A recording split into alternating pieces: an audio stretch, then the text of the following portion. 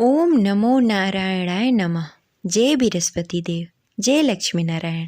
आज बृहस्पतिवार के दिन सुनेंगे बृहस्पतिवार व्रत कथा और आरती। बृहस्पतिवार के दिन जो भी व्यक्ति भगवान विष्णु की सच्चे मन से श्रद्धा और भक्ति के साथ व्रत करता है, व्रत कथा पढ़ता है या सुनता है या दूसरे को सुनाता है, भगवान विष्णु और माता लक्ष्मी उसकी हर मनोकामनाएं पूर्ण करते हैं। तो चलिए सुनते हैं बृहस्पतिवार व्रत कथा।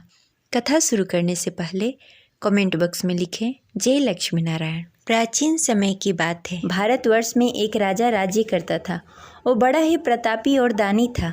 वह नित्य प्रति मंदिर में भगवत दर्शन करने के लिए जाता और ब्राह्मणों और गुरु की सेवा किया करता। उसके द्वार से कोई भी याचक निराश होकर नहीं लौटता। वह प्रत्येक गुरुवार को व्रत रखता एवं पूजन करता, गरीबों की सहायता करता। परंतु यह सब बातें उसकी रानी को बिल्कुल अच्छी नहीं लगती थी। वह न तो व्रत करती और न ही किसी को एक भी पैसा दान में देती थी। वह राजा से भी ऐसा करने को मना किया करती थी। एक समय की बात है, राजा शिकार खेलने के लिए वन को चले गए। घर पर रानी और दासी थी। उस समय गुरु बृहस्पति साधु का रूप धारण करके राजा के दरवाजे पर भिक्षा मांगने के लिए आए। साधु ने रानी से भिक्षा मांगी तो वह कहने लगी, हे साधु महाराज, मैं इस दान पुण्य से तंग आ गई हूँ।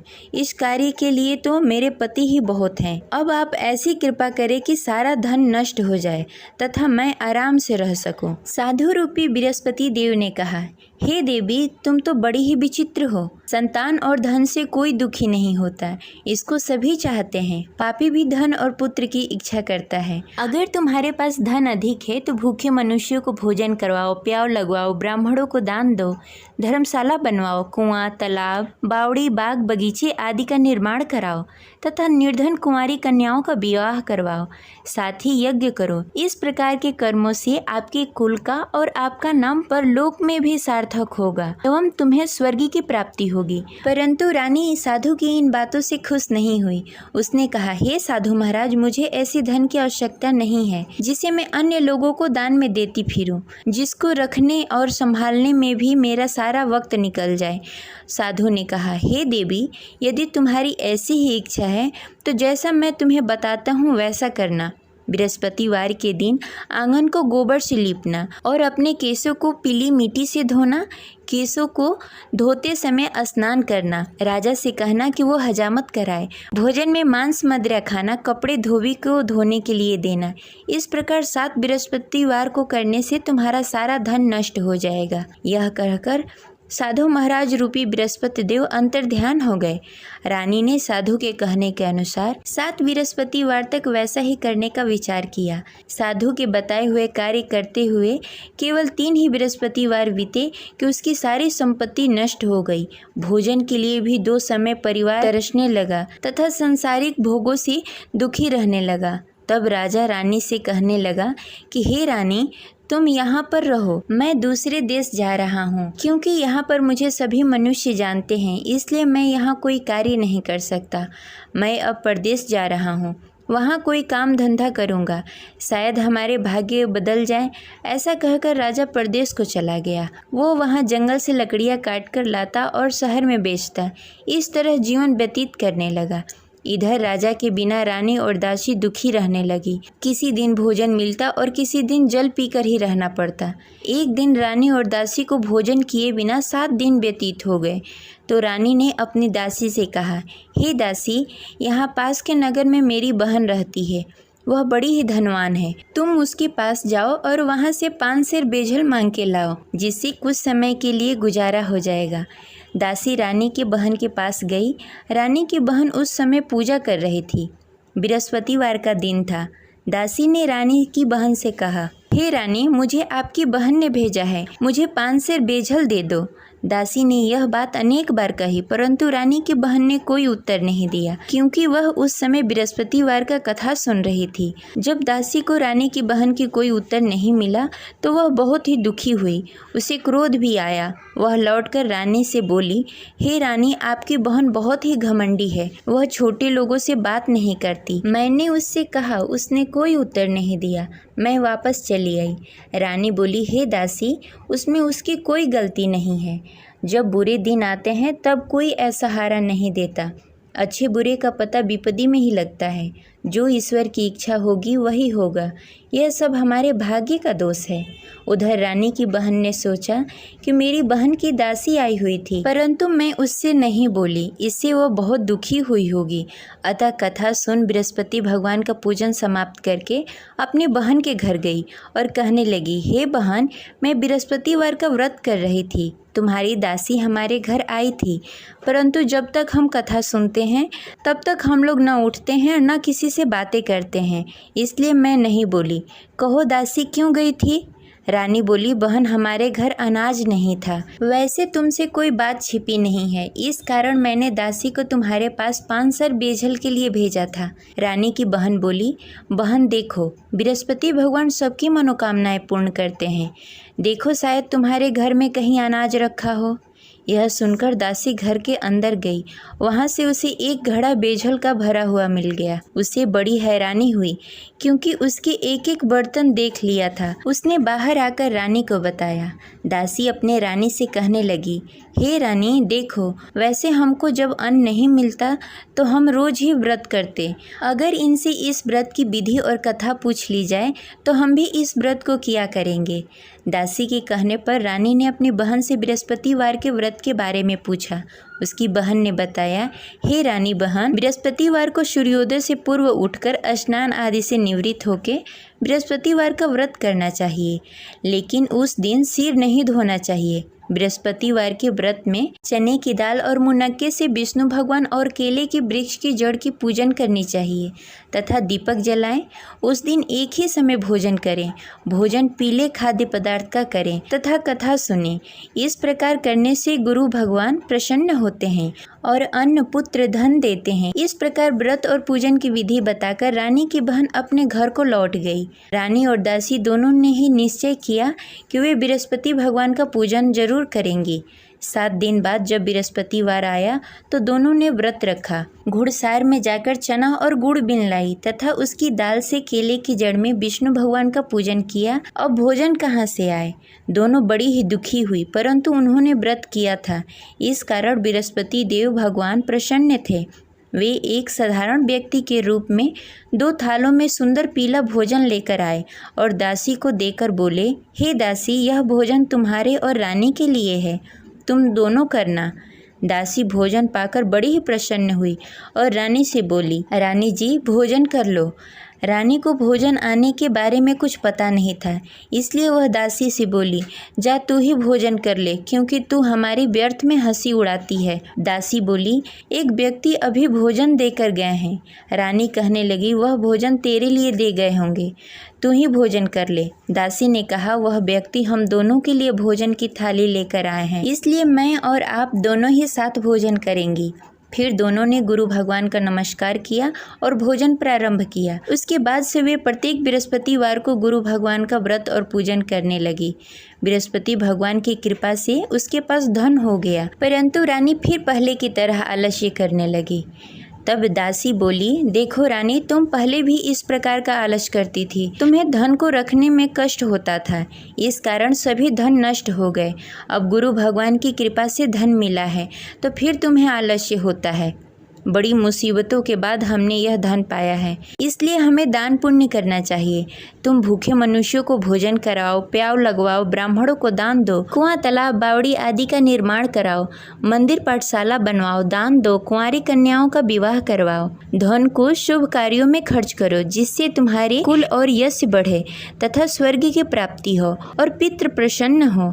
दासी की इन बातों को मानकर रानी ने इसी प्रकार का कार्य करना प्रारंभ कर दिया, जिससे उसका काफ़ी यश फैलने लगा। एक दिन रानी और दासी आपस में विचार करने लगी, न जाने राजा किस दशा में होंगे, उनकी कोई खोज खबर नहीं है। गुरु भगवान से उन्होंने प्रार्थना की और भगवान ने रात्रि में राजा को स्वप्न में कहा, हे राजा, उठ, तेरी रानी तुझे याद करती है, अब अपने देश को लौट जा। राजा प्रातःकाल उठकर जंगल से लकड़ियाँ काटकर लाने के लिए जंगल की ओर चल पड़ा। जंगल में गुजरते हुए वह सोचने लगा, रानी की गलती से कितने दुख भोगने पड़े। राजपाट छोड़कर जंगल में आकर रहना पड़ा।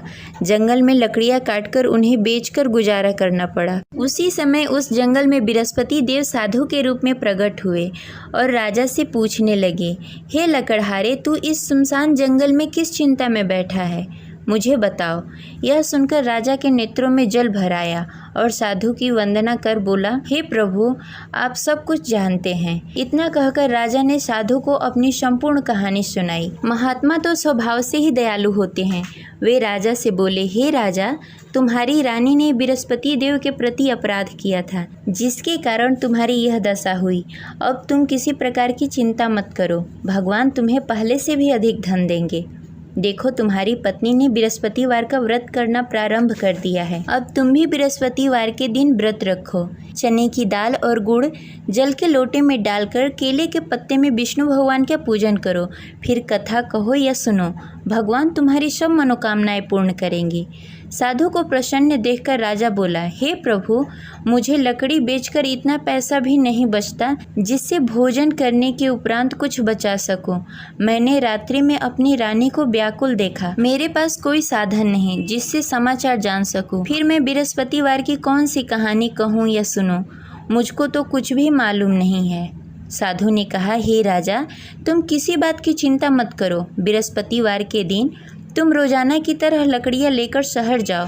तुम्हें रोज से दुगना धन प्राप्त होगा, जिससे तुम भली भांति भोजन कर लोगे तथा बृहस्पति देव की पूजा सामग्री भी लेकर आओगे। बृहस्पति देव की कथा इस प्रकार है। प्राचीन काल में एक बहुत ही निर्धन ब्राह्मण था। उसके घर में कोई संतान नहीं थी।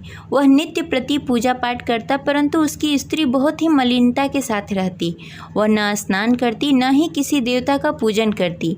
प्रातःकाल उठते ही सर्वप्रथम भोजन करती, बाद में कोई अन्य कार्य करती। ब्राह्मण देवता बहुत ही दुखी रहते थे। पत्नी को बहुत समझाते, किंतु उसका कोई परिणाम नहीं निकलता।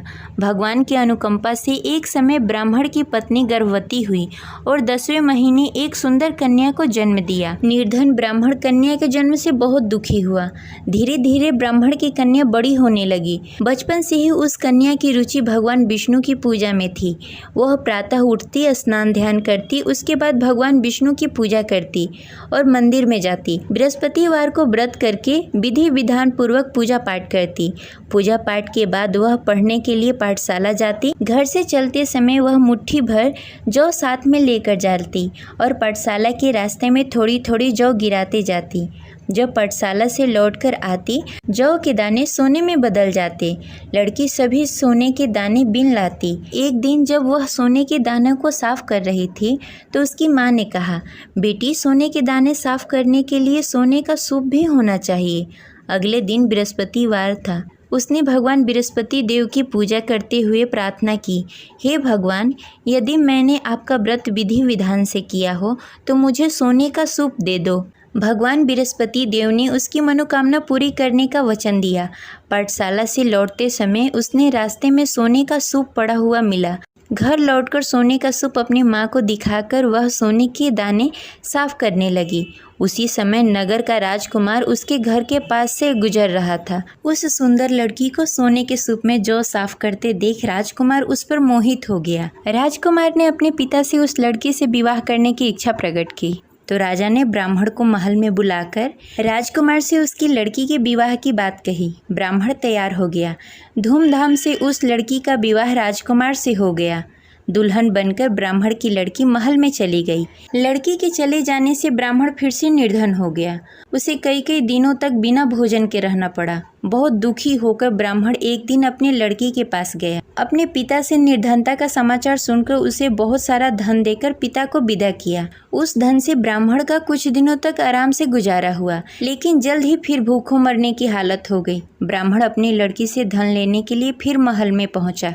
लड़की ने पिता की बुरी हालत देखकर कहा, पिताजी, आखिर आप कब तक मुझसे धन लेकर जीवन व्यतीत करेंगे? आप कोई ऐसा उपाय क्यों नहीं करते जिससे आपका घर धन्य धान से भर जाए? ब्राह्मण ने कहा, मैंने तेरी माँ को बहुत समझाने की कोशिश की, पर उसकी समझ में कुछ नहीं आता। उसकी फुहड़ता नष्ट हो तब तो घर की निर्धनता दूर हो। तब कुछ सोचकर लड़की ने पिता से कहा, पिताजी, आप कुछ दिनों के लिए माँ को मेरे पास छोड़ जाओ। तब कुछ सोचकर ब्राह्मण ने पत्नी को लड़की के पास महल में छोड़ दिया। लड़की ने अपनी माँ से कहा, माँ तुम कल प्रातः उठकर स्नान आदि करके भगवान विष्णु की पूजा करना। पूजा करने से तुम्हारी निर्धनता अवश्य दूर हो जाएगी। लेकिन उसकी माँ ने उसकी कोई बात नहीं मानी। तब क्रोधित होकर लड़की ने अपनी माँ को एक कक्ष में बंद कर दिया। सूर्योदय के समय माँ को उठाकर जबरदस्ती उसे स्नान आदि करवाया। फिर मंदिर में ले जाकर भगवान बृहस्पति देव की पूजा करवाई। कुछ दिनों तक ऐसा करने से माँ की बुद्धि में कुछ परिवर्तन हुआ और वह स्वयं बृहस्पतिवार का व्रत रखने लगी। उसके व्रत करने से ब्राह्मण के घर की निर्धनता दूर हो गई और भगवान विष्णु की अनुकंपा हुई और दोनों पति पत्नी धन संपत्ति पाकर आनंद पूर्वक जीवन व्यतीत करते हुए विष्णु धाम को चले गए। लकड़हारा बने राजा ने उस साधु से भगवान विष्णु देव की यह कथा सुनकर बृहस्पतिवार का व्रत करना शुरू कर दिया और भगवान विष्णु की पूजा करने लगा। उस दिन से उसके सभी क्लेश दूर हो गए। लेकिन अगले बृहस्पतिवार को कामकाज में अधिक व्यस्त होने के कारण उसने भगवान बृहस्पति देव का व्रत नहीं किया। भगवान बृहस्पति देव लकड़हारे से क्रोधित हो गए और उसे भूल की सजा दी। उस दिन नगर के राजा ने नगर में घोषणा करके सबको सूचित किया कि प्रत्येक नागरिक मेरे महल में भोजन करने आए। जो नहीं आएगा उसे अपराधी मानकर भारी दंड दिया जाएगा। लकड़हारा बने राजा ने उस नगर के राजा की घोषणा तो सुनी, लेकिन जंगल से लकड़ी काटकर लाने और उसे बेचने में देरी हो जाने के कारण वह समय पर महल में भोजन करने नहीं पहुंच सका। अतः राजा के सैनिक लकड़हारे को पकड़कर महल में ले गए। राजा ने उसे महल के एक कक्ष में बैठाकर भोजन कराया। उस कक्ष में एक खुट्टी पर रानी का सोने का हार लटका हुआ था। लकड़हारा अकेला उस कक्ष में भोजन कर रहा था। तभी उसने एक आश्चर्यजनक घटना देखी। देखते ही देखते वह खुटी हार को निगल गई। थोड़ी देर बाद जब राजा ने हार को गायब देखा तो लकड़हारे को कारावास में डाल दिया। लकड़हारा मन ही मन अपने भाग्य को कोसने लगा। तभी उसे जंगल में मिले साधु का स्मरण हुआ। थोड़ी देर में भगवान बृहस्पति देव सन्यासी के रूप में उसके सामने प्रकट हुए और कहा, हे लकड़हारे, तूने भगवान बृहस्पति देव की पूजा नहीं की, इसी कारण तुम्हें कष्ट हो रहा है। लेकिन अब चिंता मत करो, बृहस्पतिवार के दिन कारागार के दरवाजे पर तुम्हें कुछ पैसे पड़े हुए मिलेंगे। उन पैसों से भगवान बृहस्पति देव का व्रत करके उनकी पूजा करोगे तो तुम्हारे सारे दुख दूर हो जाएंगे। फिर बृहस्पतिवार के दिन दरवाजे पर पड़े पैसे राजा को मिले, जिससे उसने चने की दाल, गुड़, मुनक्का मंगाकर भगवान बृहस्पति देव की कथा कही और व्रत किया, जिससे भगवान बृहस्पति देव प्रसन्न होकर उस नगर के राजा को स्वप्न में लकड़हारे को मुक्त करने को कहा। सुबह राजा ने आकर अपने कक्ष में देखा कि खूंटी पर हार टंगा हुआ है। राजा ने लकड़हारे को मुक्त कर दिया, उसे धन और आभूषण देकर विदा किया। लकड़हारा बना राजा उस नगर से चलकर अपने नगर की तरफ चल दिया। जब राजा अपने नगर में पहुंचा तो उसने देखा उस नगर में कुएं, धर्मशाला, बाग बगीचे देखकर बहुत प्रसन्न हुआ। राजा ने किसी से पूछा कि ये सभी चीजें किसने बनवाई है। उस व्यक्ति ने कहा कि ये सभी चीजें रानी और दासी ने बनवाया है। फिर राजा महल की तरफ चले गए। रानी ने राजा को देखा तो भव्य स्वागत किया। फिर राजा और रानी साथ साथ रहने लगे। फिर कुछ दिनों के बाद बृहस्पति देव की कृपा से राजा और रानी को पुत्र प्राप्त हुआ और राजा और रानी इसी प्रकार भगवान बृहस्पति देव का पूजा अर्चना करते रहे और सुखी जीवन व्यतीत करते रहे।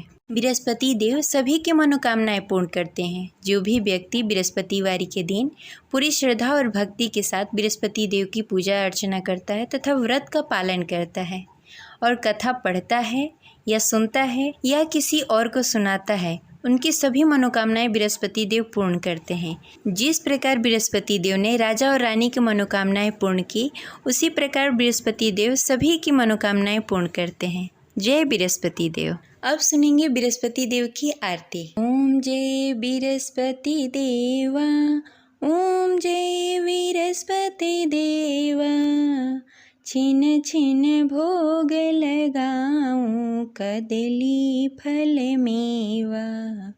ओम जय बृहस्पति देवा, तुम पूर्ण परमात्मा, तुम अंतर्यामी, जगत पिता जगदीश्वर, तुम सबके स्वामी। ओम जय विरस्पति देवा।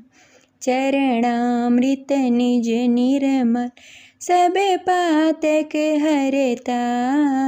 सकल मनोरथ दायक कृपा करो भरता। ओम जय विरस्पति देवा।